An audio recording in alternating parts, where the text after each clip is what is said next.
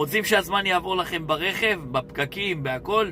בואו תראו פתרון לכל הרכבים, לא רק חשמליים, בעיקר לטסלה, אבל לכל הרכבים ניתן לחבר את זה. בואו תראו מה עשיתי, אחד הדברים הכי הזויים שיש. טוב, אז את זה, כפי שאתם מכירים, זה המסך הראשי של טסלה.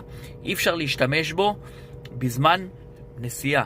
אתם לא יכולים לעשות כאן יוטיוב, לא יכולים לעשות כאן כלום, לא ינעים לכם את הנסיעה, לא כלום. בואו תסתכלו מה חיברתי כאן. אני אשלח לכם קישור, מי שרוצה, קודם כל שתבינו מה זה אומר. יש לכם כאן יוטיוב, יש לכם כאן הכל. יש לכם כאן הכל מהכל. תסתכלו, ממש טלוויזיה שמתחברת אליכם, יש לכם ערוצים, יש לכם כאן ממש הכל. שימו לב, הכל.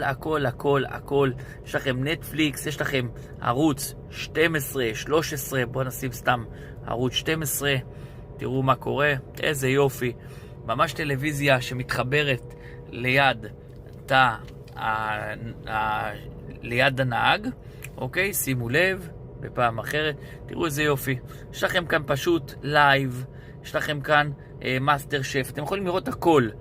אתם לא מבינים כמה זה מנעים לכם את הדרך. אתם לא מבינים. תראו איזה יופי.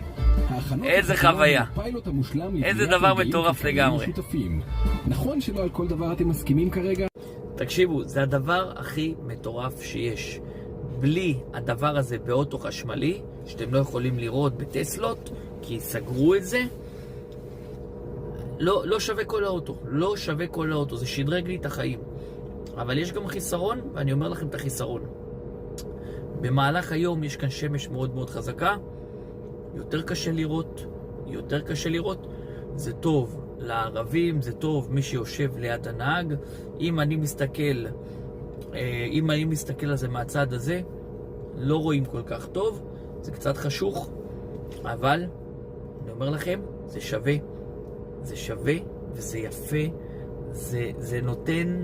זה פשוט נותן לכם אווירה, בכיף להתקע בפקק, אין לכם בעיה.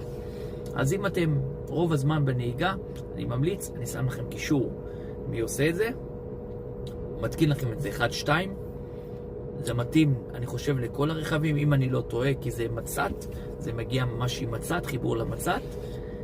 זהו, אז אם אתם רוצים לשדרג את המכונית שלכם, אז תעשו את זה.